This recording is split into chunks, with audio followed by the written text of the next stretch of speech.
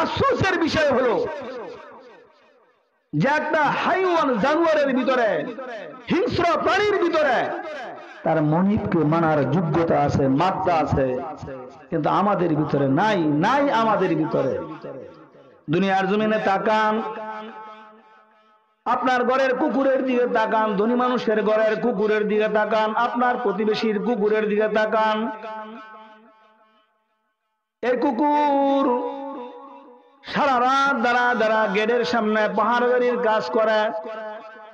যেই কুকুরের জন্য আপনি শীতের কোনো বস্ত্রের ব্যবস্থা করেন নাই, যে কুকুরের জন্য একটা রুমের ব্যবস্থা করেন নাই, যে কুকুর সারা রাত দাঁড়া দাঁড়া আপনার বাড়ির পাহারাদারির কাজ করছে, কিন্তু এই কুকুরের জন্য ভালো কোনো খাবারের ব্যবস্থা করেন না। বাড়ির জুটা আপনি গোশত খান, কুকুরকে হাড় খাওয়ান, এমনকি বাচ্চার নাপাক বস্তু পর্যন্ত এই কুকুরে খায়। কুকুরকে ডেট ফেল রুটি আপনি এনে খাওয়ান, ভালো কোনো খাবারের ব্যবস্থা কুকুরের জন্য করেন না। এই কুকুর সারা রাত দাঁড়া দাঁড়া আপনার পাহারাদারির কাজ করে। যে কুকুর সারা রাত দাঁড়া দাঁড়া আপনার বাড়ির পাহারাদারির কাজ করছে, এই কুকুরের জন্য সকালবেলায় ঘুমানোর কোনো ইন্তজাম আপনি আমি করি নাই, বালিশের কোনো ইন্তজাম নাই, তার জন্য রুমের কোনো ইন্তজাম নাই। এত সত্ত্বেও কুকুর আপনার ঘরে দাঁড়া দাঁড়া পাহাড়ের বাড়ির কাজ করছে। ঘরের ভিতরে গেটের ভিতরে অপরিচিত কোন লোক দেখলে গেউ গেউ শুরু করে দেয়। কথা বলেন ঠিক না বেঠিক?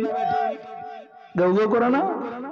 মালিককে দেখলে মাথাটা নোয়ায় দেয়, ল্যাজটা গুছায়া মালিককে নোয়ায় দেয়। কেন কয়? আমাকে না হাড্ডি খাওয়ায়, হাড্ডি বাতের মার খাওয়ায়, আমাকে না জুটা খাওয়ায়, আমাকে না সে লালন পালন করে। কথা বলেন, কথা বলেন। মালিক গভীর ঘুমে ঘুমিয়ে পড়ছে, রাত্রি 1টা 2টা বেজে গেছে। আপনার গেটের সামনে চোর ঢুকছে, ডাকাত ঢুকছে। কুকুর গেউ গেউ করতে থাকে, চোর আর ডাকাত থাকে প্রহার করতে থাকে, তারপর গেউ গেউ করতে থাকে। সে কুকুর গেউ গেউ করে না, কেমন জানি তার মালিককে ডাকতে থাকে, হে আমার মালিক, ঘুমায়া থাকার সুযোগ আপনার আর নাই, আপনি জাগ্রত হয়ে যান, দুশ্মন আপনার বাড়ির সামনে হাজির, তাড়াতাড়ি জাগ্রত হয়ে যান, বাতি জ্বালা দেন, এলাকায় টেলিফোন করে দেন, আপনার বাড়িতে ডাকাত হাজির হয়ে গেছে। একটা কুকুর তার মালিককে মানার যোগ্যতা আছে, কিন্তু আল্লাহ তাআলা আমাদেরকে বানাইছেন, এত সুন্দর করে বানাইছেন, আল্লাহর ইবাদত বন্দিগার গোলামি করার জন্য বানাইছেন, এমনি বানায় নাই। আল্লাহ আপনার জন্য হাজারো রকমের ইন্তজাম করেছেন, আরামের ঘুমের জন্য খাট বিছানার ব্যবস্থা রাখছেন, সুন্দর তুলার বালিশের ইন্তজাম আপনার আমার জন্য আল্লাহ তাআলা রাখছেন। কেন কেন? আবার নিদ্রার ব্যবস্থা করেছেন। ওয়াজআলনাল লাইলা লিবাসা ওয়াজআলনান নাহারা মাআশা। আল্লাহ পাক বলেন, মুমিন হিসাব মিলা দেখো, তুমি সারাদিন তুমি পরিশ্রম করো, পাতার গাম মাথায় ফেলে পরিশ্রম করতেই থাকো, কিন্তু যখন তুমি আরামের ঘুমে চলে যাও, আমি দিনকে করেছি তোমার কর্মের জন্য, রাত্রিকে করেছি তোমার আরামের জন্য। ওয়াজআলনাল লাইলা লিবাসা। আল্লাহ পাক বলেন, ঘুম হলো ক্লান্তি দূরকারী। ওয়াজআলনান নাওমা সুবাতা। আল্লাহ পাক বলেন, ওই যে তোমার ঘুমটা তোমার ক্লান্তিকে দূর করে দেয়। 2 দিন পর্যন্ত ড্রাইভ করেছ, এখনো যদি ড্রাইভ করো না ঘুমায়, তাহলে তোমার রাস্তার পরিবর্তে খালে চলে যাবে। 2 দিন পর্যন্ত তুমি পরিশ্রম করেছ, একটানা পরিশ্রম করেছ, এখন যদি তুমি না ঘুমাও তাহলে তোমার শরীর দুর্বল হয়ে যাবে। কথা বলেন ঠিক না বেঠিক? এই যে আল্লাহ তাআলা আমাদের জন্য এত নাজ ও নেয়ামত রাখছেন, কিন্তু আজান মসজিদের মিনার থেকে আসে, আমরা বিছানায় ঘুমাই, আমরা শুয়ে থাকি, আমাদের দিল কাঁপে না। আল্লাহ তাআলা আমাকে ঘুমের মতো নেয়ামত দান করেছেন। আমার মতো কত মানুষ না ঘুমের ঘরে এই পৃথিবীর জমিন থেকে চলে গেছে। আল্লাহ তাআলা আমাকে হায়াত দান করেছেন। যারা এই পৃথিবীর জমিন থেকে চলে গেছে তারা ইচ্ছা করলে আর এসে ফজরের নামাজ পড়তে পারবে না, 5 ওয়াক্ত নামাজ পড়তে পারবে না। আমি এখনই নিয়ত করতেছি, সামনে রমজান আসতেছে, গ্যাস্ট্রিকের ব্যথা শুরু হয়ে গেছে, কিন্তু আমার খবর নাই। যারা এই দুনিয়ার জমিন থেকে চলে গেছে তারা ইচ্ছা করলে আর কোনদিন একটা রোজাও রাখতে পারবে না। কথা বলেন ঠিক না বেঠিক? এই জন্য আল্লাহ তাআলা আমাদেরকে বানাইছেন আল্লাহর গোলামের জন্য। কিসের জন্য বানাইছেন? আফা হাসিবতুম আন্নামা খলাকনাকুম আবাসা ওয়া আন্নাকুম ইলাইনা লা তুরজাউন। আল্লাহ পাক বলেন, মুমিন তুমি কি ধারণা করেছ আমি তোমাকে এমনি বানাইছি, অনার্থক সৃষ্টি করেছি? তুমি শুধু জমি কিনবা, তুমি শুধু বাড়ি করবা, তোমার বাড়ির জায়গায় জায়গায় করবা, বিদেশের বাড়ি তো বাড়ি করবা। আমি কি তোমাকে এই জন্য তৈরি করলাম? না না না, আমি তোমাকে এই জন্য তৈরি করি নাই। আল্লাহ পাক বলেন, ওমা খলাকতুল জিন্না ওয়াল ইনসা ইল্লা লিয়াবুদুন। আমরা আল্লাহ তাআলার অগণিত অজস্র নেয়ামত ভোগ করি। এ সকল নেয়ামতের এক একটা নেয়ামতের শুকরিয়া আদায় যদি আমরা করি তাহলে 24 ঘন্টা করতে পারবো। আল্লাহ তাআলার এক একটা নেয়ামতের শুকরিয়া আদায় করা আমাদের পক্ষে সম্ভব হবে না। আল্লাহর রাসূল বলেন, তার ভিতরে কিছু নেয়ামত আছে যে নেয়ামতগুলি মানুষ ভোগ করে কিন্তু মানুষ ধোঁকায় নিমজ্জিত আছে। যেমন এক হাদিসে আসছে, আল্লাহর রাসূল বলেন, নি'মাতানে মাগবুনুন ফিহা কাসীরুম মিনান নাস আসিহাতু ওয়াল ফারাগ। দুইটা নেয়ামত এমন আছে যেই দুইটা নেয়ামতের ভিতরে অধিকাংশ মানুষই ডুবন্ত অবস্থায় আছে কিন্তু তারা ধোঁকায় আছে। তার ভিতরে একটা হলো আসিহা, সুস্থতা। কি বলেন? সুস্থতা। অসুস্থ হওয়ার আগ পর্যন্ত বোঝা যায় না সুস্থতা কত বড় নেয়ামত। আরেকটা হলো আসিহাতু ওয়াল ফারাগা, আরেকটা হলো অবসরতা, অবসর। আরেক হাদিসে আল্লাহর রাসূল বলেন, ইগতানিম খামসান ক্বাবলা খামসিন।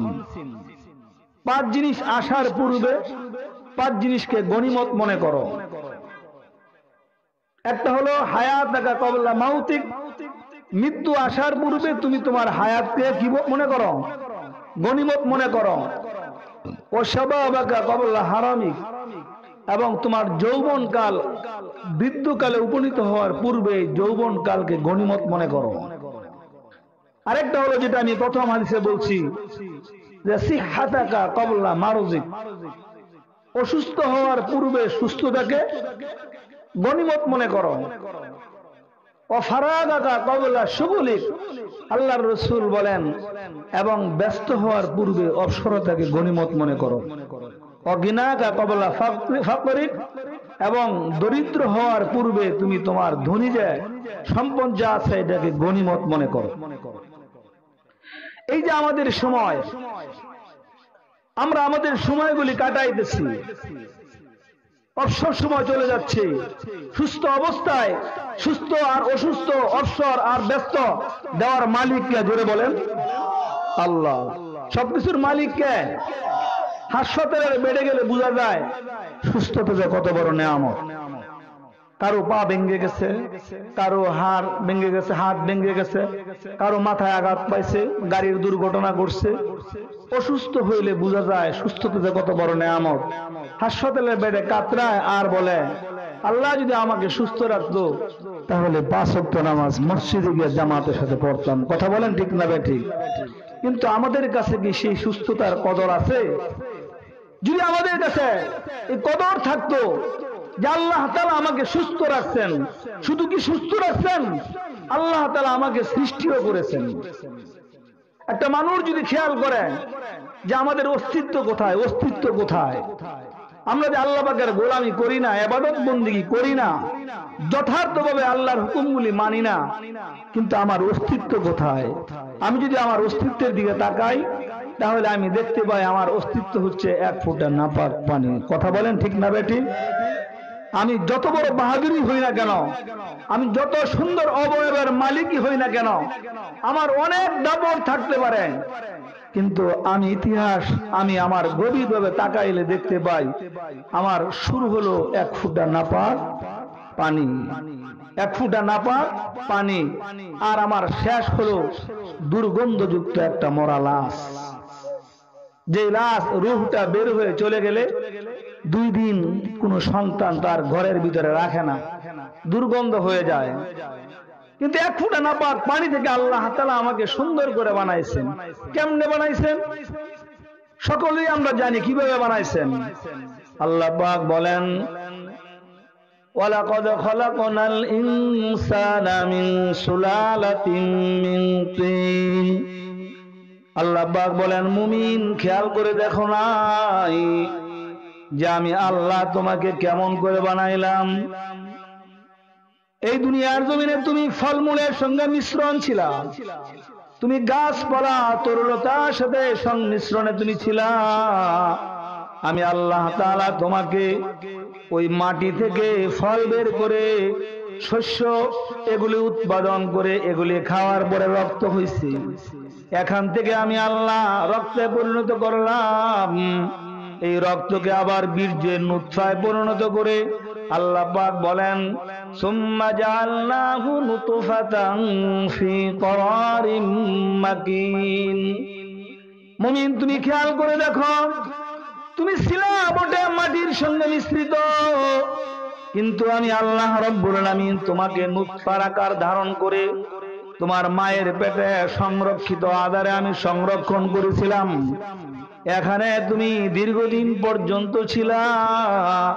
আল্লাহ পাক বলেন, সুম্মা জাআলনাহু নুতফাতান ফি করারিম মাকিন সুম্মা খালাকনান নুতফাতা আলাকাতান ফাখালাকনাল আলাকাতা মুদগাতান ফাখালাকনাল মুদগাতা ইযামান ফাকাসাওনাল ইযামা লাহমা সুম্মা আনশা'নাহু খালকান আখার ফাতাবারাকাল্লাহু আহসানুল খালিকিন। আল্লাহ পাক বলেন, মুমিন তুমি তোমার অস্তিত্বের দিকে একটু তাকায় দেখো, আমি আল্লাহ তোমাকে নুতফা থেকে পরিবর্তন করে জমাট রক্ত করলাম, জমাট রক্তকে আমি গোশতের টুকরায় পরিণত করলাম, এই গোশতের টুকরাকে আবার হাড় দ্বারা পরিবর্তন করলাম, আবার এই হাড়কে আবার আমি গোশতের দ্বারা আবৃত করলাম। তোমাকে সুন্দর করে বানায়া আমি আমার কুদরতি শক্তির দ্বারা তোমার চেহারা বানাইলাম, তোমার রূহ দিলাম। কোথায় বানাইলাম একবার তুমি হিসাব মিলা দেখো নাই? আল্লাহ পাক বলেন, তোমাকে যেন সৃষ্টি করেছি এটা কোন জায়গায়? আল্লাহ পাক বলেন, ইয়াখলুকুকুম ফি বুতুনি উম্মাহাতিকুম খালকান বাদা খালকিন ফি যুলুমাতিন সালাস। আল্লাহ পাক বলেন, মুমিন কেমন করে তুমি আমার আল্লাহর নাফরমানিতে লিপ্ত? কাইফা তাকফুরুনা বিল্লাহি ওয়া কুনতুম আমওয়াতান ফাআহইয়াকুম সুম্মা ইউমীতুকুম সুম্মা ইউহয়ীকুম সুম্মা ইলাইহি তুরজাউন। আল্লাহ পাক বলেন, কেমন করে নাফরমানি করো রে বান্দা? তুমি না এই পৃথিবীর জমিনে ছিলা না? আমি আল্লাহ তোমাকে বানাইলাম, কোন জায়গায় বানাইলাম? আল্লাহ পাক বলেন, আমি তোমার মায়ের পেটে বানাইলাম।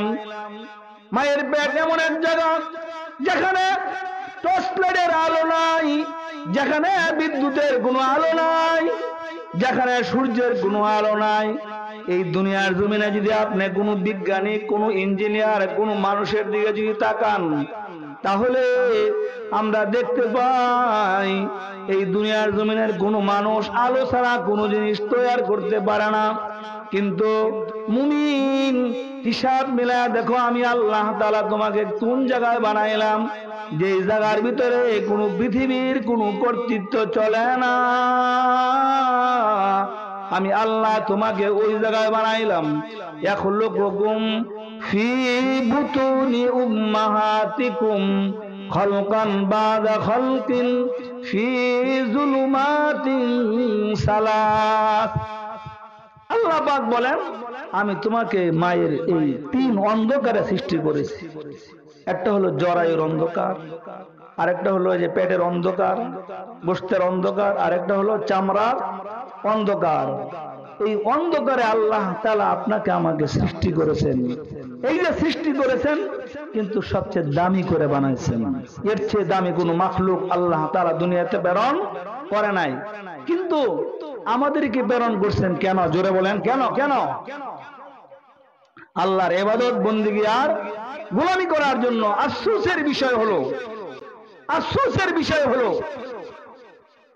যে একটা হাইওয়ান জানোয়ারের ভিতরে, হিংস্র প্রাণীর ভিতরে তার মনিবকে মানার যোগ্যতা আছে, মাত্রা আছে, কিন্তু আমাদের ভিতরে নাই। নাই আমাদের ভিতরে।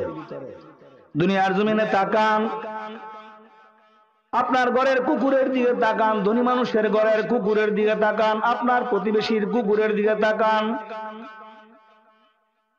এই কুকুর সারা রাত দাঁড়া দাঁড়া গেটের সামনে পাহাড় গাড়ির কাজ করে। যেই কুকুরের জন্য আপনি শীতের কোনো বস্ত্রের ব্যবস্থা করেন নাই, যে কুকুরের জন্য একটা রুমের ব্যবস্থা করেন নাই, যে কুকুর সারা রাত দাঁড়া দাঁড়া আপনার বাড়ির পাহারাদারির কাজ করছে, কিন্তু এই কুকুরের জন্য ভালো কোনো খাবারের ব্যবস্থা করেন না। বাড়ির জুটা আপনি গোশত খান, কুকুরকে হাড় খাওয়ান, এমনকি বাচ্চার নাপাক বস্তু পর্যন্ত এই কুকুরে খায়। কুকুরকে ডেড ফেল রুটি আপনি এনে খাওয়ান, ভালো কোনো খাবারের ব্যবস্থা কুকুরের জন্য করেন না। এই কুকুর সারা রাত দাঁড়া দাঁড়া আপনার পাহারাদারির কাজ করে। যে কুকুর সারা রাত দাঁড়া দাঁড়া আপনার বাড়ির পাহারাদারির কাজ করছে, এই কুকুরের জন্য সকালবেলায় ঘুমানোর কোনো ইন্তজাম আপনি আমি করি নাই, বালিশের কোনো ইন্তজাম নাই, তার জন্য রুমের কোনো ইন্তজাম নাই। এত সত্ত্বেও কুকুর আপনার ঘরে দাঁড়া দাঁড়া পাহাড়ের দাঁড়ির কাজ করছে। ঘরের ভিতরে, গেটের ভিতরে অপরিচিত কোন লোক দেখলে গেউ গেউ শুরু করে দেয়। কথা বলেন, ঠিক না বে ঠিক? গেউ গেউ করে না? মালিককে দেখলে মাথাটা নোয়ায় দেয়, ল্যাজটা গুছায়া মালিককে নোয়ায় দেয়। কেন? কয় আমাকে না হাড্ডি খাওয়ায়, হাড্ডি বাতের মার খাওয়ায়, আমাকে না জুটা খাওয়ায়, আমাকে না সে লালন পালন করে। কথা বলেন, কথা বলেন। মালিক গভীর ঘুমে ঘুমিয়ে পড়ছে, রাত্রি 1টা 2টা বেজে গেছে। আপনার গেটের সামনে চোর ঢুকছে, ডাকাত ঢুকছে। কুকুর গেউ গেউ করতে থাকে, চোর আর ডাকাত থাকে প্রহার করতে থাকে, তারপর গেউ গেউ করতে থাকে। সে কুকুর গেউ গেউ করে না, কেমন জানি তার মালিককে ডাকতে থাকে, হে আমার মালিক, ঘুমায়া থাকার সুযোগ আপনার আর নাই, আপনি জাগ্রত হয়ে যান। দুশ্মন আপনার বাড়ির সামনে হাজির, তাড়াতাড়ি জাগ্রত হয়ে যান। বাতি জ্বালা দেন, এলাকায় টেলিফোন করে দেন, আপনার বাড়িতে ডাকাত হাজির হয়ে গেছে। একটা কুকুর তার মালিককে মানার যোগ্যতা আছে, কিন্তু আল্লাহ তাআলা আমাদেরকে বানাইছেন, এত সুন্দর করে বানাইছেন, আল্লাহর ইবাদত বন্দেগী আর গোলামি করার জন্য বানাইছেন, এমনি বানায় নাই। আল্লাহ আপনার জন্য হাজারো রকমের ইন্তজাম করেছেন। আরামের ঘুমের জন্য খাট বিছানার ব্যবস্থা রাখছেন, সুন্দর তুলার বালিশের ইন্তজাম আপনার আমার জন্য আল্লাহ তাআলা রাখছেন। কেন? কেন? আবার নিদ্রার ব্যবস্থা করেছেন। ওয়াজআলনাল লাইলা লিবাসা ওয়াজআলনান নাহারা মাআশা। আল্লাহ পাক বলেন, মুমিন হিসাব মিলা দেখো, তুমি সারাদিন তুমি পরিশ্রম করো, পাতার গাম মাথায় ফেলে পরিশ্রম করতেই থাকো, কিন্তু যখন তুমি আরামের ঘুমে চলে যাও, আমি দিনকে করেছি তোমার কর্মের জন্য, রাত্রিকে করেছি তোমার আরামের জন্য। ওয়াজআলনাল লাইলা লিবাসা, আল্লাহ পাক বলেন ঘুম হলো ক্লান্তি দূরকারী। ওয়াজআলনান নাওমা সুবাতা, আল্লাহ পাক বলেন ওই যে তোমার ঘুমটা তোমার ক্লান্তিকে দূর করে দেয়। 2 দিন পর্যন্ত ড্রাইভ করেছ, এখনো যদি ড্রাইভ করো না ঘুমায়, তাহলে তোমার রাস্তার পরিবর্তে খালে চলে যাবে। 2 দিন পর্যন্ত তুমি পরিশ্রম করেছ, একটানা পরিশ্রম করেছ, এখন যদি তুমি না ঘুমাও তাহলে তোমার শরীর দুর্বল হয়ে যাবে। কথা বলেন ঠিক না বেঠিক? এই যে আল্লাহ তাআলা আমাদের জন্য এত নাজ ও নেয়ামত রাখছেন, কিন্তু আজান মসজিদের মিনার থেকে আসে, আমরা বিছানায় ঘুমাই, আমরা শুয়ে থাকি, আমাদের দিল কাঁপে না। আল্লাহ তাআলা আমাকে ঘুমের মতো নেয়ামত দান করেছেন। আমার মতো কত মানুষ না ঘুমের ঘরে এই পৃথিবীর জমিন থেকে চলে গেছে। আল্লাহ তাআলা আমাকে হায়াত দান করেছেন। যারা এই পৃথিবীর জমিন থেকে চলে গেছে, তারা ইচ্ছা করলে আর এসে ফজরের নামাজ পড়তে পারবে না, 5 ওয়াক্ত নামাজ পড়তে পারবে না। আমি এখনই নিয়ত করতেছি, সামনে রমজান আসতেছে, গ্যাস্ট্রিকের ব্যথা শুরু হয়ে গেছে, কিন্তু আমার খবর নাই। যারা এই দুনিয়ার জমিন থেকে চলে গেছে, তারা ইচ্ছা করলে আর কোনদিন একটা রোজাও রাখতে পারবে না। কথা বলেন ঠিক না বেঠিক? এই জন্য আল্লাহ তাআলা আমাদেরকে বানাইছেন আল্লাহর গোলামের জন্য। কিসের জন্য বানাইছেন? আফা হাসিবতুম আন্নামা খলাকনাকুম আবাসা ওয়া আন্নাকুম ইলাইনা লা তুরজাউন। আল্লাহ পাক বলেন, মুমিন তুমি কি ধারণা করেছ আমি তোমাকে এমনি বানাইছি, অনার্থক সৃষ্টি করেছি? তুমি শুধু জমি কিনবা, তুমি শুধু বাড়ি করবা, তোমার বাড়ির জায়গায় জায়গায় করবা, বিদেশের বাড়িতে বাড়ি করবা। আমি কি তোমাকে এই জন্য তৈরি করলাম? না না না, আমি তোমাকে এই জন্য তৈরি করি নাই। আল্লাহ পাক বলেন, ওমা খলাকুতুল জিন্না ওয়াল ইনসা ইল্লা লিয়াবুদুন। একমাত্র কিসের জন্য? জোরে বলেন। আল্লাহর ইবাদত বন্দেগী করার জন্য। আল্লাহর ইবাদত বন্দেগী করার জন্য না। কিন্তু আল্লাহ তাআলা বলেন না যে দুনিয়া ছাইরা দিয়ে ইবাদত বন্দেগী করো, এই কথা কোথাও বলে নাই। দুনিয়াও করো, আমার গোলামিও করো। লা ইযা কুজিয়াতিস সালাহ ফান্তাশিরু ফিল আরদ ওয়াবতাগু মিন ফাযলিল্লাহ। আল্লাহ পাক বলেন নামাজ শেষ হয়ে গেছে মসজিদে, ফাইযা কুলিয়াতিস সালাহ ফান্তাশিরু ফিল আরদ, জমিনে ছড়ায় পড়ো। সুবহানাল্লাহ। কেন কেন কেন? কয় অফিসে, আদালতে, খেতে, খামারে, দোকানে, মাকানে সব জায়গায় ছড়ায় পড়ো। কয় কারণ কি? কারণ জানোনি? কয় কারণ হলো ওয়াবতাগু মিন ফাযলিল্লাহ, অর্থাৎ তোমরা আল্লাহর রিজিক তালাশ করো, রিজিক তালাশ করো। সুবহানাল্লাহ, জোরে বলেন। রিজিক তালাশ করি তো, কিন্তু আমরা রিজিক দেখি মুখ্য উদ্দেশ্য বানায় নিয়েছি। এটাই হলো সমস্যা।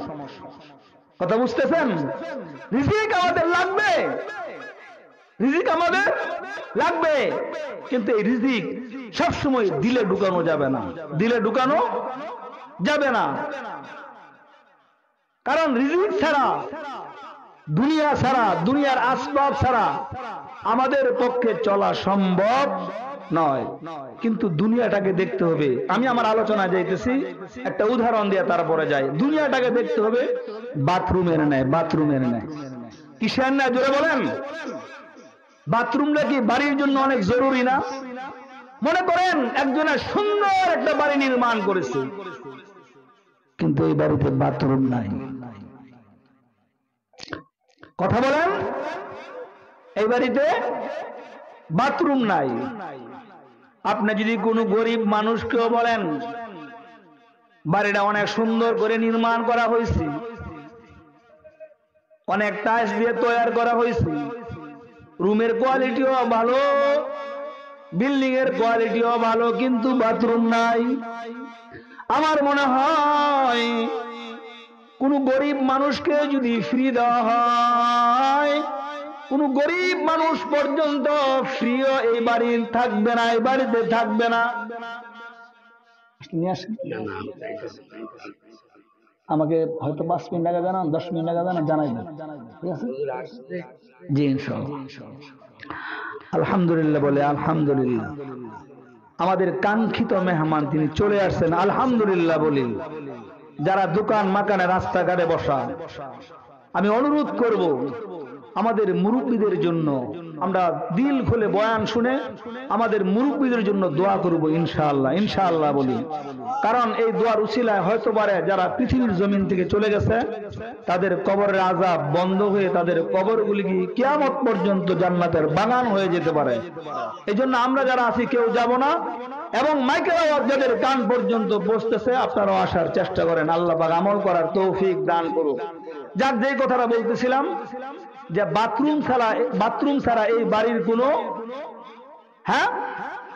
দাম নাই, সুন্দর বাড়ি, কিন্তু তাই বলে এই বাড়িকে যদি কাউকে ফিরিয়ে দেওয়া হয় তাহলে নেয় না। কেন কেন কয় দুনিয়ায় চলতে গেলে খাইতে হয়, পান করতে হয়।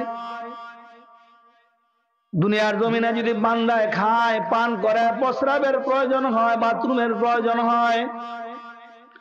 যদি এই বাড়িতে বাথরুমই না থাকে তাহলে এই বাথরুম দিয়া এই বাড়ি দিয়ে আমি কি করব বাবা? তাই বলে আজও পর্যন্ত কোন মানুষকে এমন পাওয়া যায় নাই। বাথরুম অনেক দামি বটে, কিন্তু বাথরুম নিয়ে গবেষণা করে কখন আমি বাথরুমে গিয়ে বসবো, কোন সময় আমার বাথরুমে ধরবে, আমি বাথরুমে যাব। কথা বলেন, সোফায় বসে বসে আজও পর্যন্ত এমন ফিকিরকারী একজন মানুষ পাওয়া যায় না যে আমি কখন গিয়ে বাথরুমে বসবো, জরুরত পূর্ণ করব। এই ফিকির কেউ করে না। কেন কেন বাথরুম অনেক প্রয়োজন, কিন্তু যতটুকুন প্রয়োজন ততটুকুন আমরা ব্যবহার করি। যতটুকুন সময় বাথরুমে দেওয়া দরকার ততটুকুন সময় আমরা বাথরুমে দিব। ঠিক তেমনি ভাবে এই দুনিয়া অনেক প্রয়োজন, অনেক জরুরি, তাই বলে এই দুনিয়া দিলে ঢুকানো যাবে না। কখন আমি দুনিয়া কামাই করব? আজান মসজিদের মিনার থেকে আমার কান পর্যন্ত আসে, আমি দোকানে বসা, আমি ব্যবসা বাণিজ্য নিয়ে ব্যস্ত, আমি খেত খামার নিয়ে ব্যস্ত। আজান আওয়াজ, আজানের আওয়াজ আমার কানে আসছি। কেন কেন কয় দুনিয়া দিলে ঢুকছি।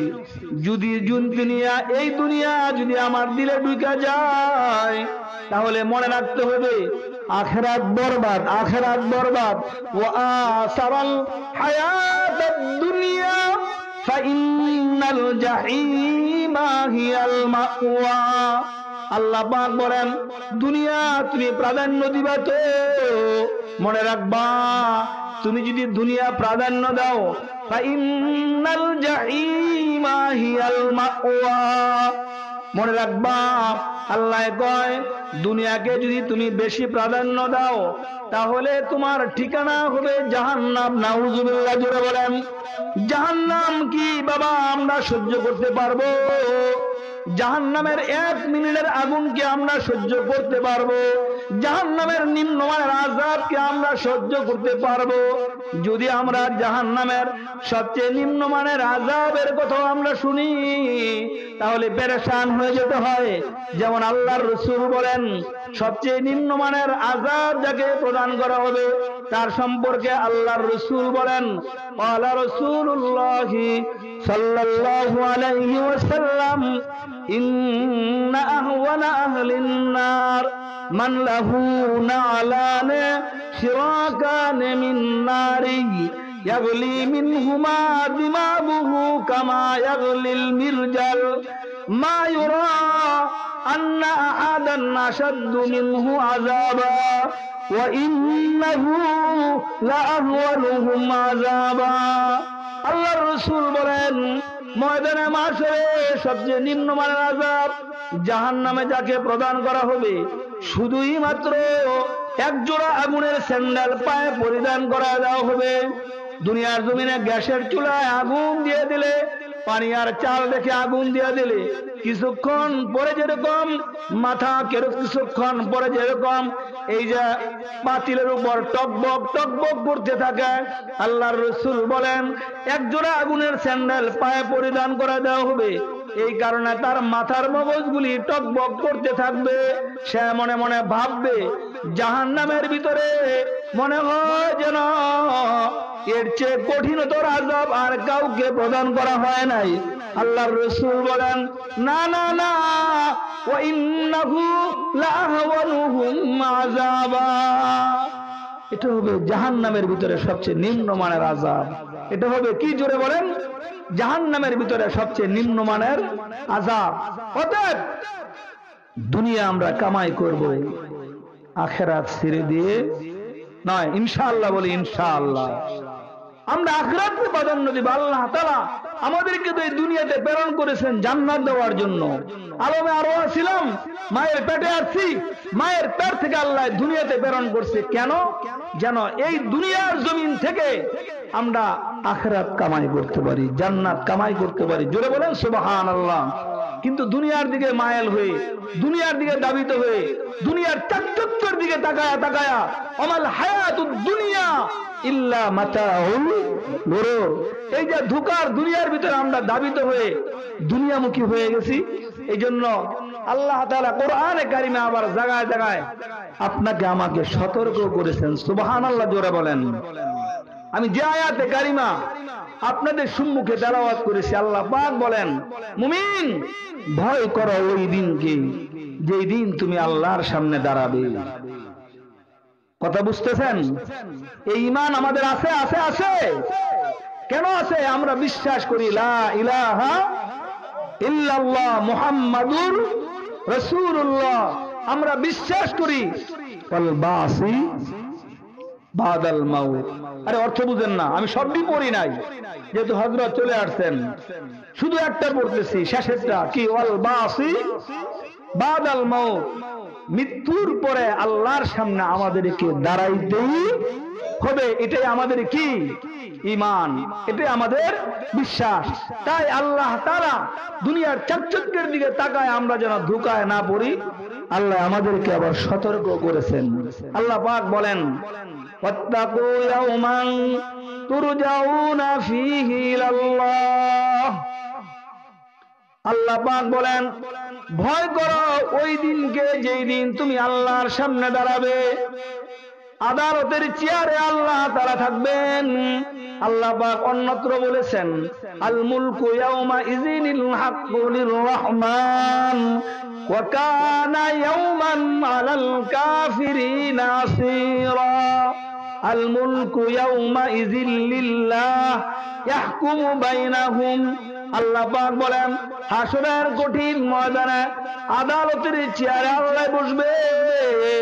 ওই দিনটা কাফের বেদিন, যারা মুমিনে আসি, যারা কালিমা পড়ছে বটে কিন্তু গুনাহগার মুমিন, দুনিয়ার জমিনে আল্লাহ আল্লাহর রাসূলের বিধান অনুযায়ী জীবন পরিচালনা করে নাই, তাদের জন্য ওই দিনটা অনেক ভয়ঙ্কর হবে। আল্লাহ পাক বলেন তাই তুমি ওই দিনকে ভয় করো যেই দিন তুমি আমার আল্লাহর সামনে দাঁড়াবে। মনে রাখবা ওই দিন তোমার আপনজন বলতে তোমার পাশে কেউ থাকবে না। আদালতের চেয়ারে আমি আল্লাহ বসবো আর তুমি আসামির কাঠগড়ায় দাঁড়ায় থাকবা। তোমার আপনজন বলতে কেউ থাকবে না, যাদের জন্য দুনিয়ার সব বিসর্জন দিয়ে আল্লাহর ইবাদত বন্দিগার গোলামি বিসর্জন দিয়ে যাদের জন্য সম্পদের পাহাড় গড়ার চেষ্টা করছো, হালাল হারাম তারতম্য না করে তুমি তোমার সম্পদকে, তুমি তোমার সন্তানকে সম্পদের পাহাড় গড়ে যাওয়ার চেষ্টা করছো, আল্লাহ কয় ওই দিন তোমার কেউ কোনো কাজে লাগবে না। ওয়াত্তাকু ইয়াওমান লা তাজজি নাফসুন আন নাফসিন শাইআ ওয়ালা ইউকবালু মিনহা আদলুন ওয়ালা তানফাউহা শাফাআতু ওয়ালা হুম ইউনসারুন। মোটামুটি অর্থ বুঝছেন কিনা? আল্লাহ পাক বলেন ওই দিনকে ভয় করো যেই দিন তোমার আপনজন তোমার আশপাশ কেউ কোনো কাজে লাগবে না। দুনিয়ার জমিনে তো সহায় সম্পত্তি অনেক কিছু কাজে লাগে, কিন্তু ময়দানে মাশরে কোনো কাজে লাগবে না। ওই দিন আল্লাহ আদালতের চেয়ারে বসে থাকবে আর আমল নামা দিবে, আমল নামা দিবে। কি বলেন? কি দিবে? কি দিবে? আমল নামা দিবে। আল্লাহ পাক বলেন সুম্মা তুওয়াফা কুল্লু নাফসিম মা কাসাবাত ওয়া হুম লা ইউযলামুন। আল্লাহ পাক বলেন দিবে, কিভাবে দিবে? আল্লাহ তাআলা বলছেন ওয়া উদিয়াল কিতাবু, যে ময়দানে মাশরে আমলনামা সামনে পেশ করবে। সুম্মা তুওয়াফা কুল্লু নাফসিম মা কাসাবাত ওয়া হুম লা ইউযলামুন। আল্লাহ পাক বলেন সব আমলনামা পেশ করবে, কোনো জুলুম করা হবে না। প্রশ্ন জাগে কেমনে আমলনামা দিবে? এটা বিস্তারিত আলোচনা আমি গেলাম না, শুধু একটা আয়াতের অর্থ বলি। আল্লাহ পাক তো কাঁধে ফেরেশতা রাখছেন না? আমানতু বিল্লাহি ওয়া মালাইকাতিহি। ফেরেশতা সম্পর্কে বিশ্বাস আছে না? ফেরেশতা আমাদের আছে। এই ফেরেশতারা আমলনামা গুলো বানায়া সব সামনে পেশ করবে, সব সামনে পেশ করবে। পেশ কেমনে করবে? আল্লাহ পাক বলেন ওয়াউদিয়াল কিতাবু ফাতারাল মুজরিমিনা মুশফিকিনা মিম্মা ফিহি ওয়া ইয়াকুলুনা ইয়া ওয়াইলাতানা মা লিহাযাল কিতাব